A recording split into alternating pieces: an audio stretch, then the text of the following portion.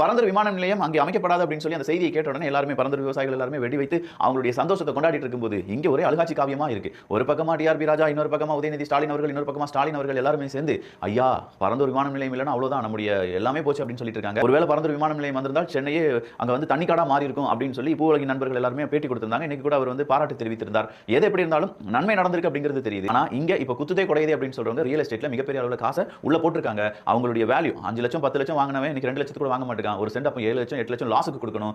ஆயிரக்கணக்கான ஏக்கர் வாங்கி போடுறவனுடைய நிலைமை கொஞ்சம் யோசிச்சு பாருங்க.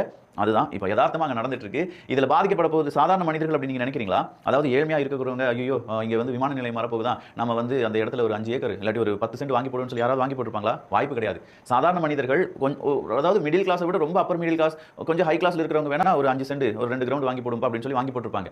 மீதம் இருக்கும் ஏக்கர் கணக்கில் நிலத்தெல்லாம் வாங்கி போட்டுருக்கிறது யார் அப்படின்னு பார்த்தீங்கன்னா பெரிய பெரிய பண முதலைகள். ஏன்னா அவங்களுக்கு தான் இந்த நியூஸ் ஃபர்ஸ்ட் போகும். நம்ம அரசாங்கம் இங்க வந்து விமான நிலையம் வைக்க போகிறது, சீக்கிரமா இடத்த வாங்கி போடுங்க அப்படின்னு சொல்லி ஒரு சிக்னல் கொடுத்திருப்பாங்க. அந்த சிக்னலின் அடிப்படையில் நிறைய இடத்த வாங்கி போட்டிருப்பாங்க. அவங்க எல்லாருமே இப்போ பழைய டிஎம்கே சார்ந்தவர்களை கேள்வி மேல கேள்வியா கேட்டுட்டு இருக்காங்க. அதற்கு டிஎம்கே பதில் சொல்ல வேண்டியதாக இருக்கும். இன்னொன்று மக்களுக்கும் அங்க யதார்த்த கள நிலவரம், விவசாயிகளுடைய போராட்டம். இப்போ நமக்கு தேவை மக்களுடைய வாழ்வாதாரம். ஏன்னா சென்னை அப்படிங்கிறது எக்ஸ்பேண்ட் ஆயிட்டே இருக்கு.